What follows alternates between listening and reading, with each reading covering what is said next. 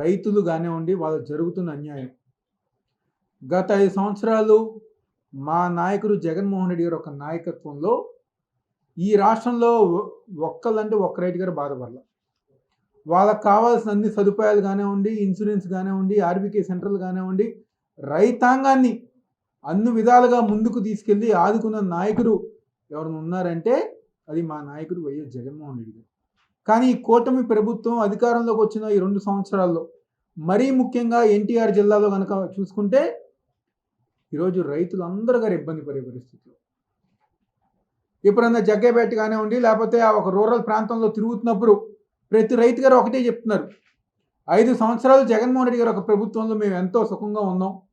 కానీ ఈ కూటమి ప్రభుత్వం వచ్చిన తర్వాత పార్టీల పరంగా, కులాల పరంగా, మతాల పరంగా మమ్మల్ని విడదీసి మాకు కావాల్సిన పనులు కానివ్వండి, మాకు రావాల్సిన పనులు గారా రానివ్వకుండా, మాకైనా పంట నష్టం జరిగితే గతంలో ఇన్సూరెన్స్ ఉండేది, ఈరోజు మాకు ఇన్సూరెన్స్ గారు ఇవ్వని పరిస్థితిలో ఈ ప్రభుత్వం ఉండి మళ్ళీ మేము బాగుండాలి అంటే మళ్ళీ జగన్మోహన్ రెడ్డి గారే రావాలి అని చెప్పని ఈరోజు ప్రతి రైతాంగం గారు ఆలోచించే విధంగా ఈరోజు ఈ కూటమి ప్రభుత్వం పరిపాలన చేస్తాం.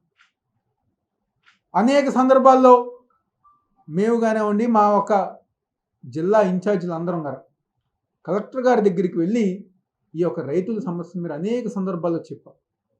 ఆయన మేము వెళ్ళినప్పుడు అంతా బాగుంది, అంతా చూసుకుంటామని చెప్పి అన్నారు. కానీ ఈ రోజు గర రైతులు పడే కష్టాలు పట్టించుకోని విధంగా ఈరోజు ఈ యొక్క జిల్లా యంత్రాంగం పనిచేస్తుంది. అదేవిధంగా నాయకుల దగ్గరికి వెళ్ళినా, ఎంపీ దగ్గరికి వెళ్ళినా, ఎమ్మెల్యేల దగ్గరికి వెళ్ళినా,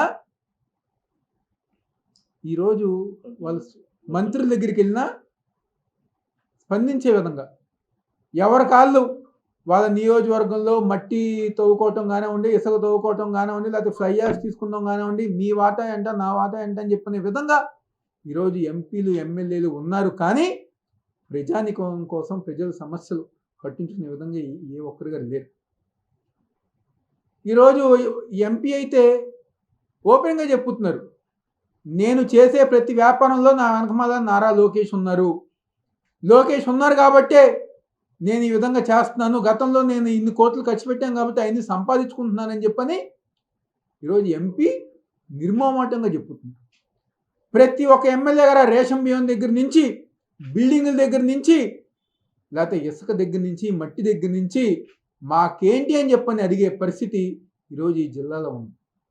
కాబట్టి ఈరోజు వైఎస్ఆర్ కాంగ్రెస్ పార్టీ తరఫున ఏదైతే జరుగుతున్న ఈ ప్రజా వ్యతిరేక కార్యక్రమాలు ఉన్నాయో మేమందరం, మా ఏరు నియోజకవర్గాల సమన్వయకర్తలు మేమందరం గారు, జిల్లా కమిటీ అందరం గారు రాబోయే రోజుల్లో ప్రజానికానికి అండగా వైఎస్ఆర్ కాంగ్రెస్ పార్టీ తరఫున ఒక పక్క ఏదైతే కూటమి ప్రభుత్వం ఇస్తానన్న సంక్షేమ కార్యక్రమాలు ఇవ్వకుండా ఏ విధంగా అయితే మోసం చేస్తుంది, అదేవిధంగా రైతాంగం కానివ్వండి, మహిళలు కానివ్వండి, విద్యార్థులు, యువకులు కానివ్వండి, వీళ్ళందరి పక్షాన పోరాటం చేస్తానికి మేమందరం గారు ముందుంటాం.